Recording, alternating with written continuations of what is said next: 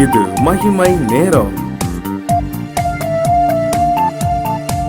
கர்த்தரும் இரட்சகருமாய் இருக்கிற இயேசு கிறிஸ்து நீதி நேயற்ற என்ற நாமத்தினாலே மகிமை டிவி நேயர்களை அன்புடன் வாழ்த்துகிறேன். மகிமை நேர நிகழ்ச்சிக்கு உங்களை அன்புடன் வரவேற்கிறேன்.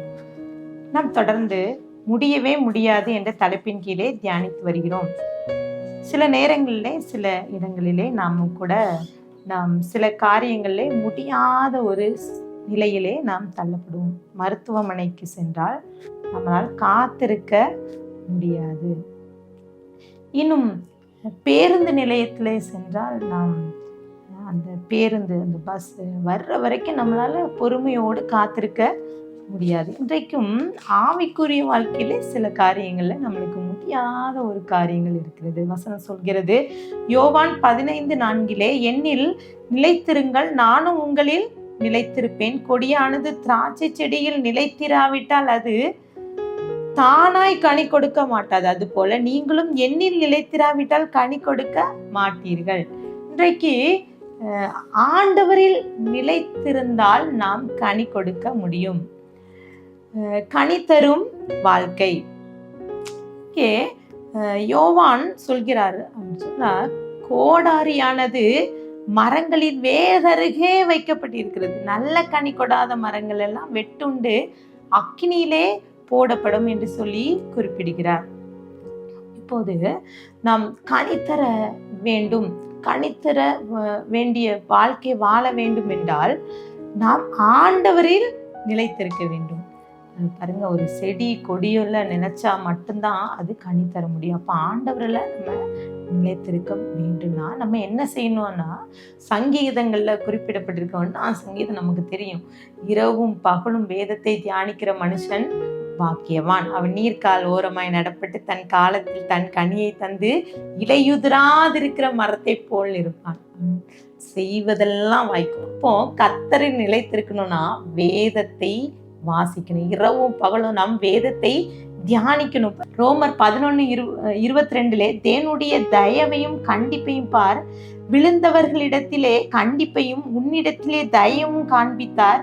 அந்த தயவிலே நிலைத்திருப்பாயானால் உனக்கு தயவு கிடைக்கும், நிலைத்திராவிட்டால் நீயும் வெட்டுண்டு போவாய் என்று சொல்லி போடப்பட்டிருக்குது. அப்போ கர்த்தரில் நிலைத்திருக்கணும், இல்லைன்னா நாம் வெட்டுண்டு போய்விடுவோம். இப்போ வேதத்துல குறிப்பிடப்பட்டிருக்கலாம் ஆவியின் கனிகளை குறித்து குறிப்பிடப்பட்டிருக்குது. இப்போ கலாத்தியர் 5:22 அன்பு, சந்தோஷம், சமாதானம், நீடிய பொறுமை, தயவு, நற்குணம், விசுவாசம், சாந்தம், இச்சையடக்கம், இவைகள் எல்லாம் ஆவியின் கனிகள். பாருங்க, அப்போ ஆண்டவரில் நிலைத்திருக்குன்னா இதெல்லாம் நம்மளுக்கு வேண்டும். பாருங்க, ஒரு அழகான ஒரு சம்பவம் எனக்கு நினைவு வருது. ஒரு நண்டு கூட்டம் அது குடும்பமாக அது ஒரு அழகான ஒரு குளிர்ச்சியான இடத்துல இருக்குது. அப்போ அந்த தாய் நண்டு குட்டி நண்டை பார்த்து சொல்லுதான், பாரு நீ பக்கவாட்டு வழியா நடந்து போறா, ஒழுங்கா நடந்து போ, ஒழுங்கா பார்த்து கவனமா போன்னு சொல்லுது. அப்போ அந்த நண்டு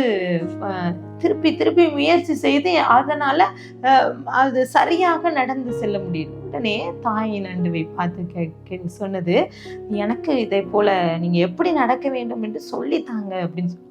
அப்போ அந்த தாய் நண்டு நடந்து காண்பிக்குது, அதுவும் பக்கவாட்டில் நடக்குது. அப்போதுதான் அந்த தாய் நண்டுக்கு தெரியுது, நம் பிள்ளை நம்மை பார்த்துதான் இப்படி நடக்கிறது என்று சொல்லி அது உணர்வடைந்தது.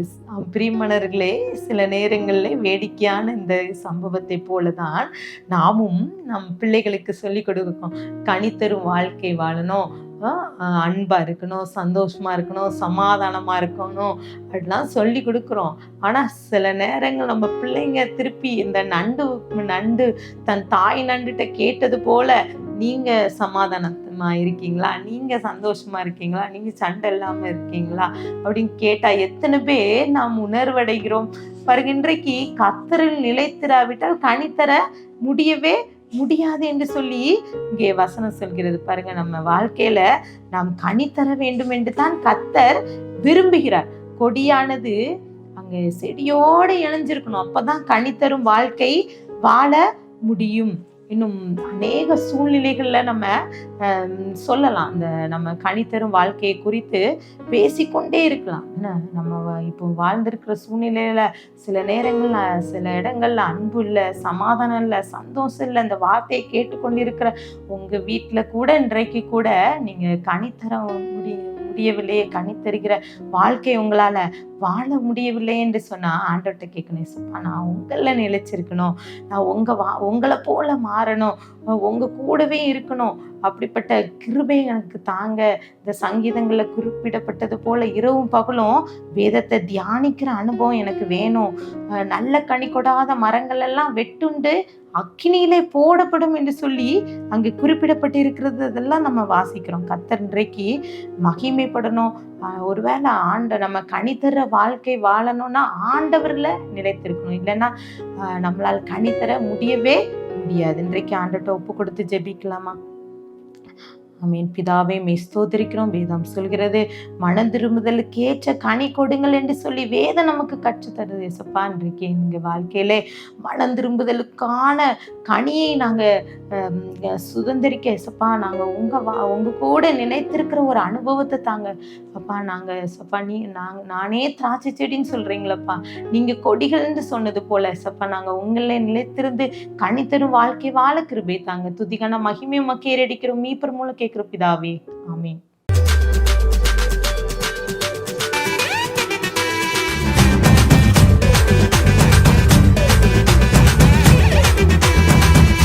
மகிமை